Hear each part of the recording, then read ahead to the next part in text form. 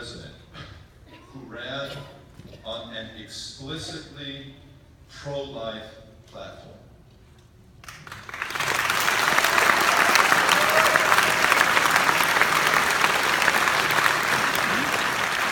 Now, Donald Trump wasn't the first to do that, but he was the first to do something publicly on national televised radio, or on national television. During a debate, he actually, I hope you saw this, he actually described the gruesomeness of a late-term abortion in the middle of the debate. He, for the first time, a pro-life candidate actually expressed tangible, on-the-ground realities. He showed the correct human response to such grotesque evils, wincing, moving in his seat. Really, it brought the issue down to the floor. It brought us right face to face with the grotesque evil of abortion. Number two, President Trump made not just a formal commitment to the platform, but he made significant, specific promises to our pro-life leadership in this nation. Specific promises that they placed before him. He rejected none of them. So this isn't just an empty political promise that you can easily walk away from to be pro-life. We've had plenty of presidents who have been pro-life. They will sign declarations, but they haven't actually agreed to specific actions recommended by pro-life leadership like Donald Trump has. This is a second reason for tremendous optimism. Number three, one of the commitments that he made was that he would appoint only strongly pro-life justices to the Supreme Court who had the explicit intention of limiting abortion.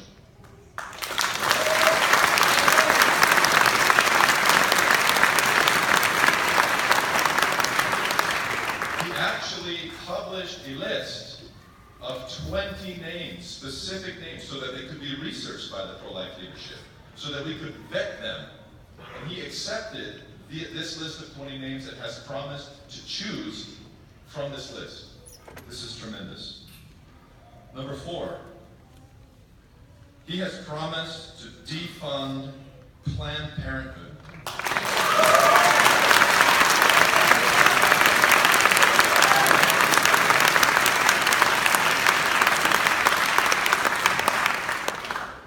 You know, Planned Parenthood itself, though there are so many other abortion providers in our nation, sadly, Planned Parenthood itself has killed more than 7 million American children since 1973.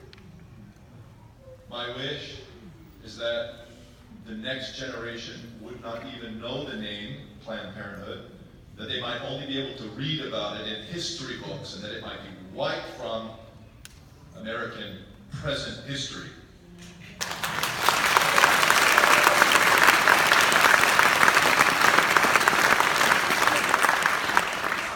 Number five, President Trump has agreed to defang Obamacare of its abortion component so that insurance companies will not be required to provide abortions.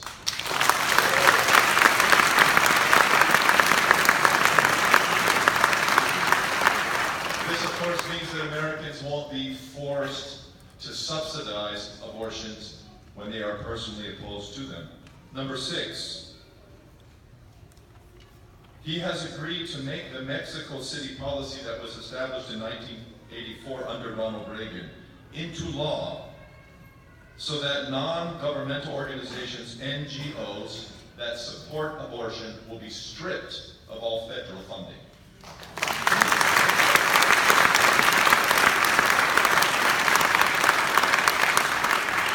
Number seven, we have the unique chance through a new orientation that the administration has proclaimed towards the United Nations.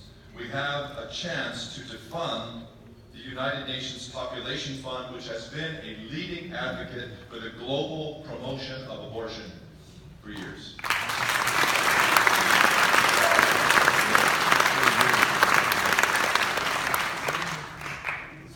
Number eight, we have seen in the last 18 months I unabashedly say it's a miracle. We have seen what is a national hero, a young man named David DeLayden, and his Center for Medical Progress. We have seen a young man organize a team, prepare a team over the course of 3 years, infiltrate in the best of investigative journalism, the highest ranking officers of Planned Parenthood, the highest directors, the highest medical professionals, to get into the very heart of the beast and to document through numerous interviews on hidden video cameras.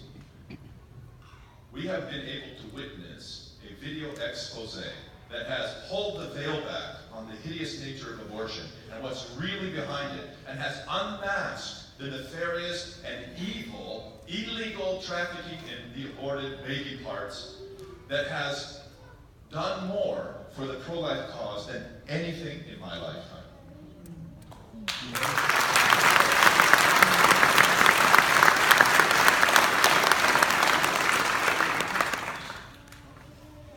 Who would have guessed? I called David several days ago, telling him I was coming here and asking him for an update. There's hardly anyone in our nation more attuned to our cause than him. You know, he was barely out of college when he launched this. Look what a strong faith, thinking out of the box, and a model millennial can do for our cause.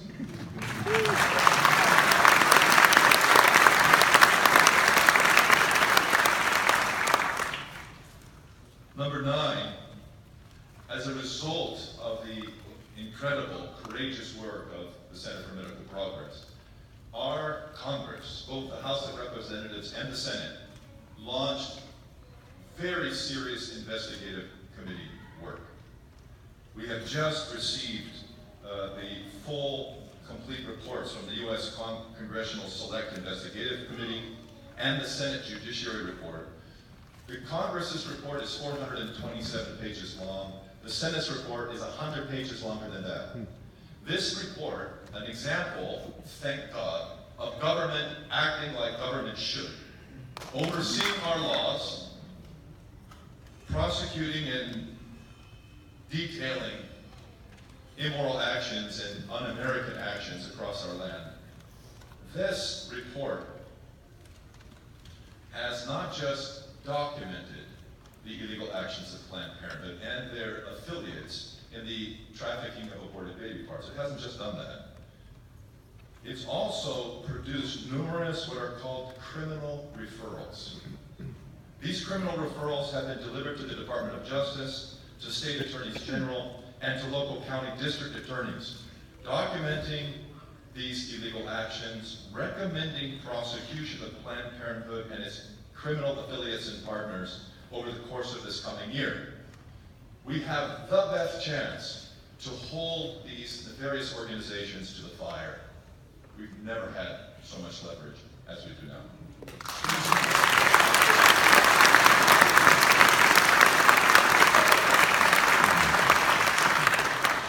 Number 10, we thank God that it appears that Congress may finally be prepared to ban abortions after 20 weeks, much like your state has, by passing the Pain-Capable Unborn Protection Act. It looks like this year it could happen.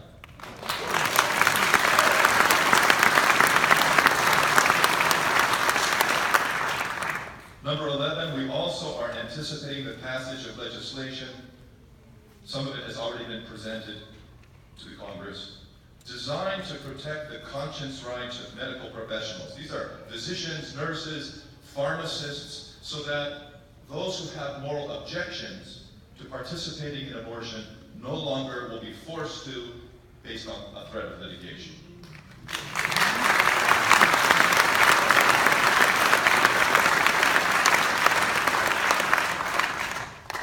Number 12, we can thank God most sincerely for President Trump's recent pick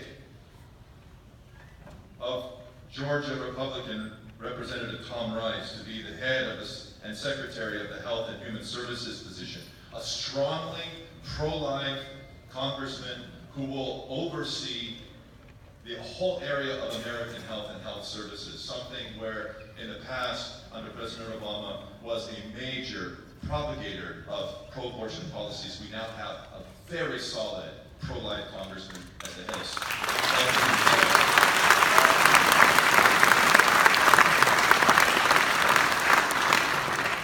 And 13, I really don't have to speak, I just have to point.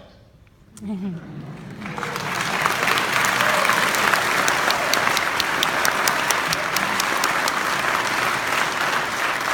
and sisters, there's a growing pro-life consensus, a growing illumination, a growing softening of the heart towards the unborn.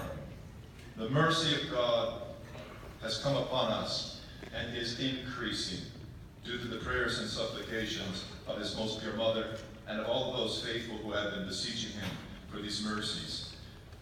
The millennial generation is the most pro-life generation in American history. The massive walks and marches for life across our land this weekend and through next week are the largest human rights demonstrations that our nation knows. As of today, the Guttmacher Institute itself, an affiliated organization with Planned Parenthood, has reported that the abortion rate, despite the aggressions of the last 8 years under the Obama administration, the abortion rate has dropped to the lowest rate ever recorded since 1973.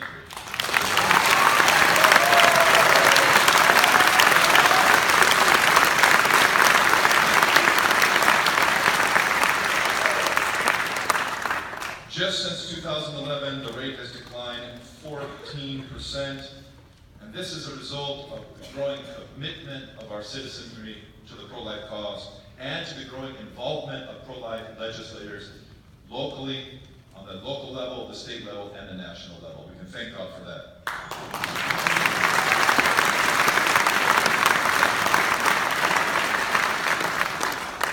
A day is coming, brothers and sisters, when murder will be done. A day is coming when the Lord Jesus Christ will appear in glory. He'll wrap up the scroll of history. He'll bring heaven and earth to merge in his glorious kingdom. And we won't have to worry about violence. We won't have to worry about murder anymore. That day is coming. It's not yet, but it's coming. We have been plagued with murder from the fall of man. The first murder was the murder of Cain against his brother Abel. And it says in Genesis chapter 4 that when Abel was on the ground and his blood spilt on the earth, it said in the scriptures that God spoke, and he said these words, "The voice of your brother's blood cries out." The voice of your brother's blood cries out. The greatest preacher in the history of the church, St. John Chrysostom, Patriarch of Constantinople, comments on this verse. And he says these words. He says, "Notice how the voice of this man's blood flies up. It reaches from earth to the heaven. It spans the expanse of the heavens. It passes the heavenly powers, and it takes its place at the royal throne itself." Can you imagine? That was the witness and the voice of one man's blood. What do you think is the thunderous voice of the blood of so many innocent children crying out to heaven? The Lord loves man. He is not deaf to our cries. He will certainly answer, and by his mercy, he will bring justice to us again. May it come soon. Thank you for listening.